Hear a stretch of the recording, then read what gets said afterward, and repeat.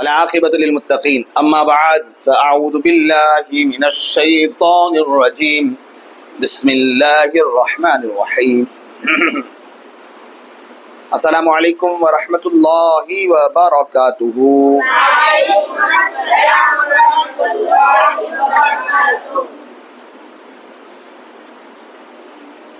एक बार दुरूद शरीफ पढ़िए। अल्लाहुम्मा सल्लि अला सय्यिदिना मौलाना मुहम्मदिन व आलिहि वसल्लम।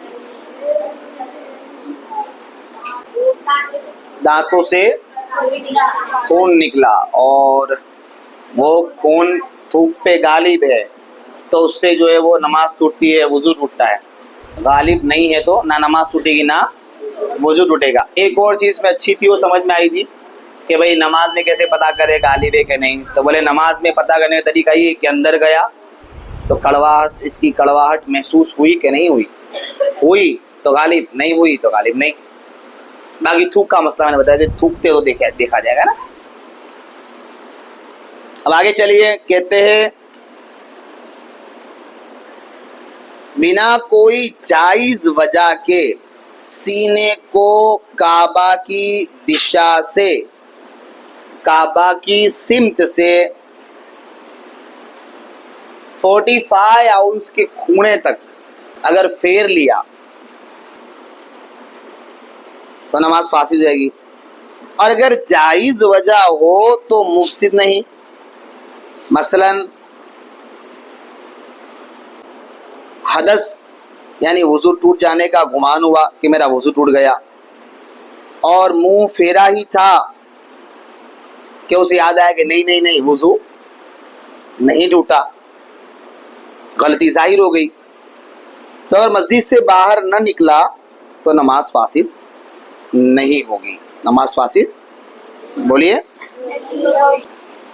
यानी एक बात समझो आप, नमाज में, नमाज की शराइत में एक क्या है, इस्तिकबाले किबला, यानी मुंह किबले की तरफ मुंह करके नमाज को अदा करना। सारी शर्तें आप देख लो। तहारत यानी पाक होना, तो दौरान नमाज नापाक हो तो नमाज फासिद होगी या नहीं होगी। ये शर्त टूट गई और ये कायदा है, इदा फात शर्त फातल मशरूत, कि अगर शर्त फौत हो गई, शर्त छूट गई तो फिर जो शर्त लगाई हुई चीज़ है वो भी ख़त्म हो जाएगी, है क्या नहीं। हमने कहा खून निकला ज़्यादा है तो हमने क्या कहा, नमाज टूट गई। भाई खून निकलने से नमाज क्यों तोड़ी, आपने क्यों हुक्म दिया तोड़ने का। देखिए खून निकला मतलब वुजू टूटा। क्या टूटा, वुजू टूटा तो तहारत टूट गई, तहारत तो शर्त खत्म हो गई, शर्त छूट गई तो भी जो चीज पे शर्त लगी थी वो चीज भी अर्शीद खत्म हो जाएगी। समझ में आ रही बात।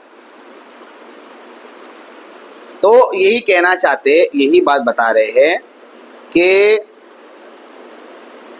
बिना किसी जायज वजह के, बिना किसी, हाँ, आपने सीना फेर लिया। अभी देखिए सीना फेरने का मसला कैसा, मैं आपको बता दूं। ऐसे समझो आप ऐसे यहाँ खड़े हैं, ठीक है, और आपने इतना ही फेरा तो ये फेरना नहीं हुआ, ये फेरना, राइट।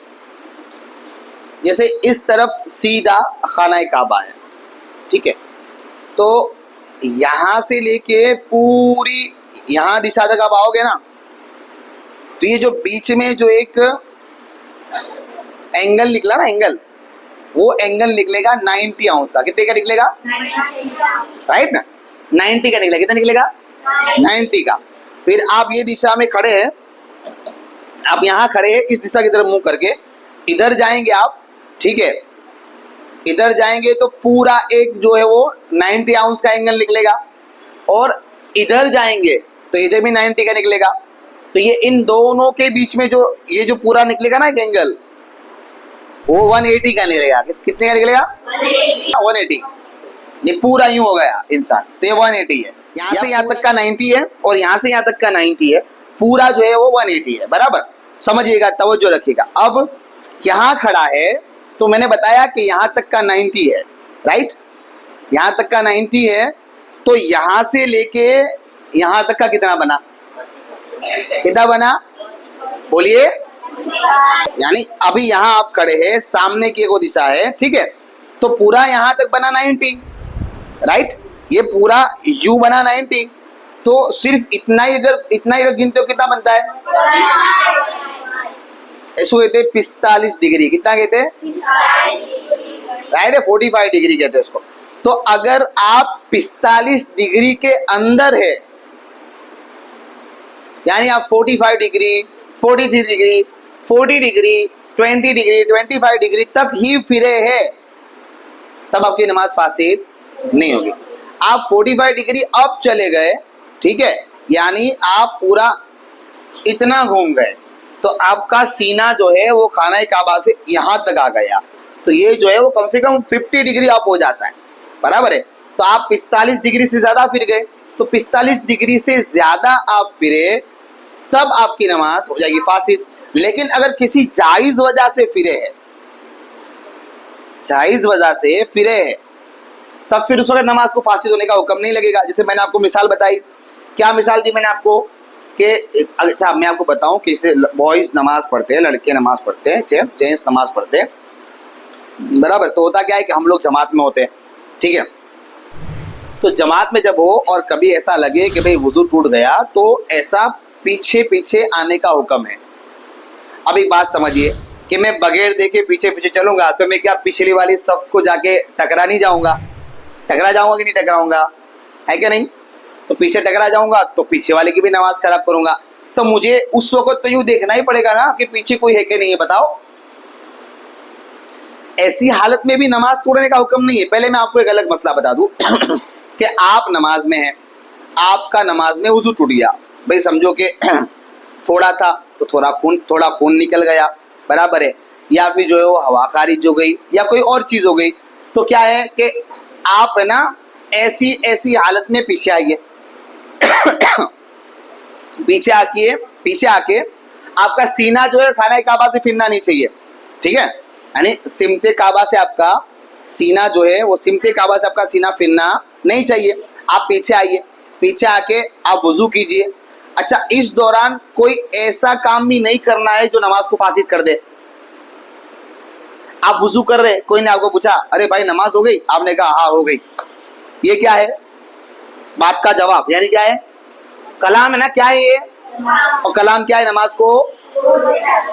आपका भले वुजू टूट गया लेकिन अभी भी आप नमाज में हो, अभी भी आप नमाज में ही हो, तो कोई आपसे पूछता है, कोई आपसे बोलता है, आप उससे बात नहीं करेंगे, तो बात करना नमाज को, राइट। तो आप क्या करेंगे, आगे पीछे पीछे पीछे, बराबर। आप आगे वुजू किए, वुजू करके और इमाम साहब आपने वुजू किया, सब किया, वहां तक इमाम साहब ने सलाम फिरा दिया, फिर आप वापस से वही कंडीशन में खड़े हो जाइए और वापस जाके जो है वो किबले के सामने जो अपना हाथ बांधिए, और जितनी रकातें आपकी छूटी उतनी रकातें आप पढ़िए। सज्जाए सहू करने की भी जरूरत नहीं है, सज्जाए सहू करने की भी बोलिए जरूरत नहीं है, और आपकी नमाज हो गई।